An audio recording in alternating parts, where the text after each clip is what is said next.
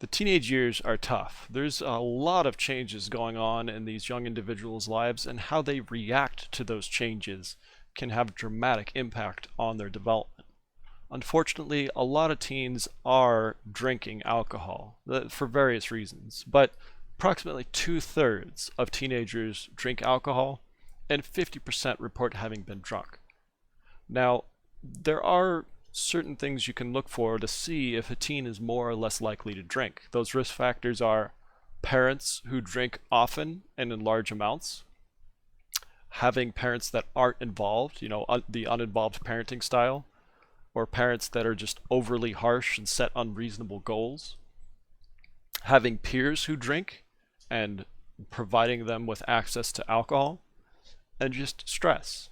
Teens who are more stressed, they're more driven to this kind of self-medication for that stress. So most teens are drinking, unfortunately. But the good news is most teens are not smoking. Only 1/3 of teens, 1 out of 3 teens will experiment with cigarettes. And this experimentation typically begins in about the 6th or the 7th grade. But I don't really have much else to say about it. It's basically the same story as alcohol. Teens who smoke typically have parents who smoke, or parents who aren't involved. And they also have peers who smoke and can provide them with access to cigarettes. All those same risk factors apply. But just like alcohol, smoking can have a pretty dramatic impact on their development. Smoking can cause pretty severe developmental problems in teens, in fact. And teenage tobacco use, smoking cigarettes, that can often, introduce them to just smoking substances in general, and they might experiment with other kinds of psychoactive drugs later on. Now, a lot of these teens who are driven to smoking and drinking, it is because of factors like stress or just depression in general. Depression is nothing unique to the teenage experience, but a lot of teens do suffer from pretty serious depression from time to time.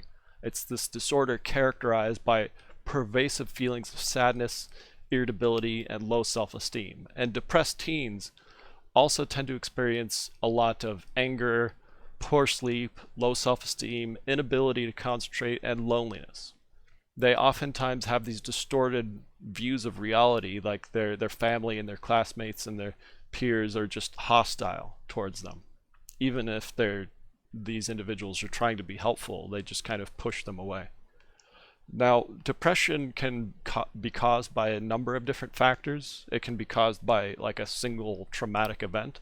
It can be caused by chronic disturbances, or it can even be caused by just chemical imbalances that are heritable. Like you could have a genetic predisposition towards depression. But one thing that we do see pretty consistently is that girls tend to be depressed more often than boys. It occurs in about 5 to 10% of adolescents, and it's more common in girls.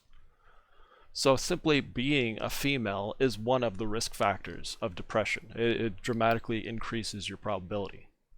Other risk factors would be poor emotional regulation. So, some people are just born more emotional and less in control of their own emotions. So these individuals are at a higher risk. People who are more cynical, people who have negative, like self-defeating beliefs. A lot of times these beliefs stem from childhood, and they're taught these beliefs by family and friends, perhaps. Parents who are uninvolved. Uninvolved parenting style is a really big issue for teens. Teens need that kind of support. They need that guidance and the affection. So parents who are emotionally distant, they're going to drive teens towards depression at a higher degree. Parents who are overly harsh and punitive in their discipline. It's another risk factor. Another one would be poverty, teens who live in poverty. And teens who have that genetic predisposition that I described earlier. Disturbed levels of serotonin and norepinephrine. But yeah, all those factors, they're definitely important, but they're not so easy to see. You can't just look at a person and see a disturbed serotonin level. But gender is one that you can clearly see for the most part.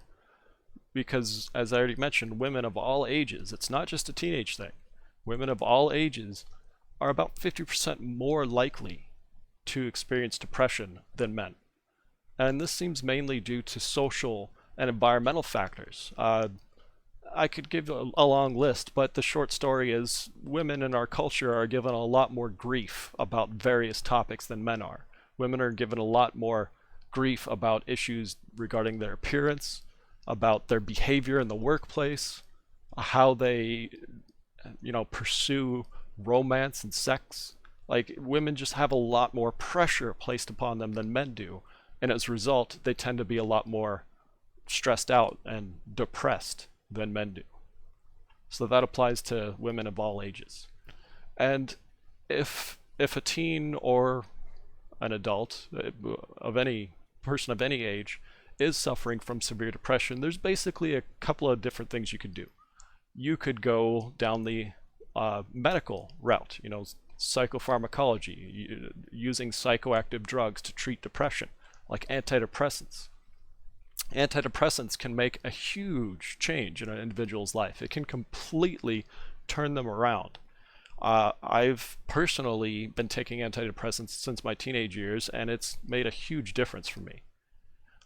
But there is one big common problem that comes along with using antidepressants, and that is, while it does tend to help manage the symptoms and balance out the individual, it also tends to increase suicide risk. That may seem a little counterintuitive, but that is generally what we see. The other route you could go down is therapy. So therapy, I've had some experiences with this as well. It hasn't been as effective for me, but it can be very effective for some individuals. This is where you generally try to change the way you see the world. Oftentimes it involves, challenging these self-defeating thoughts you have, or just practicing being nicer to yourself. You just, go through the motions and eventually you try to make it stick. So there's a lot of different kinds of therapies out there, but they can be very effective.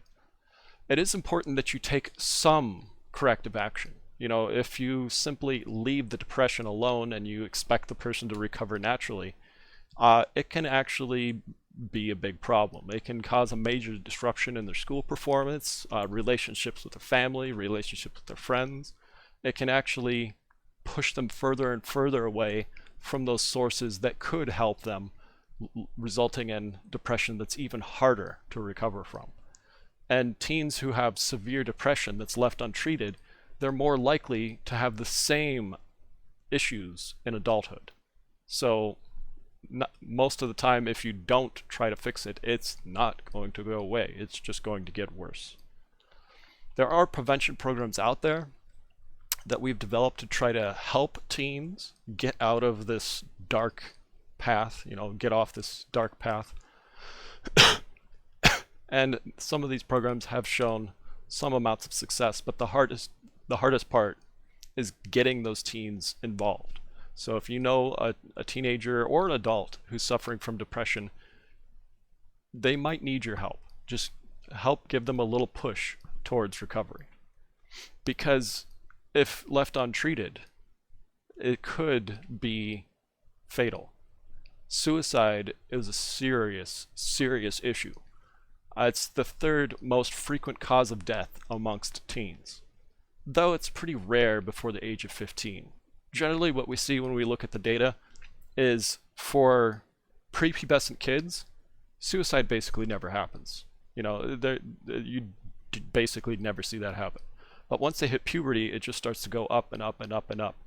And then suicide rate peaks at about the age of 50, 60, and then it starts to go back down again. So while it's not very common in teens, it does happen much more often than younger children. For teenagers, about 10% of teens report having attempted suicide, though most of these attempts are not very serious. Only 0.01% will complete an attempt and actually take their own life. And typically we see girls make more attempts. So teenage girls will attempt it more often than boys. So it might seem a little callous, but in a manner of speaking, boys, when they attempt suicide, they're more efficient, I guess you could say. That sounds bad, but what I'm trying to say here is teen males who attempt suicide are just much more likely to complete the attempt. Now, there are also some differences between ethnic groups. We see differences in suicide rate amongst ethnic groups. Just in general, across the different age categories, Native Americans are at the highest risk. They have the highest rate, while Asian and African Americans tend to have the lowest rate. Caucasians and Hispanics, they're pretty comfortable right in the middle. And one huge risk factor for completed attempts is access to a firearm. Because this may be something you've never considered before, but people who are suicidal, they generally don't want to hurt themselves. They just want their life to end. So they look for easy ways to do that. Easy ways and painless ways. They want it to be quick and painless. So a firearm offers that opportunity. So clearly having a firearm around somebody who's suicidal dramatically will increase their risk. So here is some data. This is the data I was just describing from the CDC. So you can see the exact pattern I was just describing. The blue bars are the males. You can see their completed attempts are much higher than the females across most of these ethnic groups, especially Caucasians. And Asians and Africans have the lowest rates, while Native Americans, American Indians, they tend to have the highest rates for both males and females.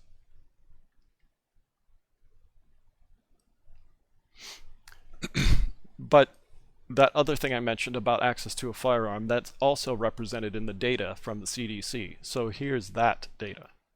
So this is cause of death, cause of suicide, cause of death. So you can see firearms across most of these groups is the majority of how these deaths are enacted. Well, I guess not across all of them, but it's especially the case for Africans and Caucasians. Africans and Caucasians predominantly use firearms to end their life, while as other groups tend to prefer suffocation. And if you're at all confused what I mean by suffocation, I'm talking about anything from, strangulation to drowning. So any kind of lack of breathing. So I know this is pretty upsetting stuff. Nobody wants to talk about this stuff. I don't want to talk about this stuff, but it's important that we talk about this stuff because there are if the more we know about it, the more we talk about it, the more easily we can prevent it. And if somebody does show any sign of wanting to commit suicide, you should never ignore that. Never leave them alone. Even if that's a person that has threatened suicide many times and has had many failed attempts, you should always take it seriously. Ask that person if they plan to hurt themselves and try to remain calm and supportive. You want to reassure them that you're there, that you want to help, and just ask them if there's anything you can do. Is there anything they'd like you to do? You just want to try to show that kind of support. I already talked about some risk factors for like depression, and those are similar here. But when it comes to like signs of impending attempt, like things to look out for if somebody seems like they might, make an attempt soon, here's a few things to try to see. Like obviously, if they threaten to do it, that's a clear sign. People who are seemingly preoccupied with the concept of death, like they talk a lot about death and dying and what it would be like when they do die themselves. Like that's another big warning sign. If you see a dramatic change in their eating or sleeping habit, if they suddenly lose interest in activities that they previously enjoyed, if you notice some sudden and dramatic change in their personality, if they express persistently that they feel helpless. But this last one is perhaps the one that should send up the biggest red flag. If they give away some of their most prized possessions. Like if one of your friends or your family member gives you something that they've had since they were very, very young, and you know they love it dearly, if they give that away, you got to ask yourself, why don't they think they need it anymore? What do they think they're going that they can't bring that with them? Like that's a big, big red flag. But let's talk about something less upsetting. I mean, there's a lot of upsetting stuff to talk about, but anything is better than suicide. Juvenile delinquency. That's great. Let's talk about that. So juvenile delinquency refers to when adolescents commit illegal acts that are destructive to themselves or others. But we generally see this in two different forms. The first form is much more common. It's called adolescent limited antisocial behavior, and this refers to adolescents who commit relatively minor criminal acts and aren't consistently antisocial. You know, when you see somebody like this, what you're basically looking at is them exploring their personality, exploring their future. They're trying to figure out what kind of person they want to be, and one avenue of that exploration is crime, potentially. Like they want to look into this to see if this is something that they value. So it's generally pretty short-lived. Most teens will grow out of this. You know, it will vanish by late adolescence to early adulthood.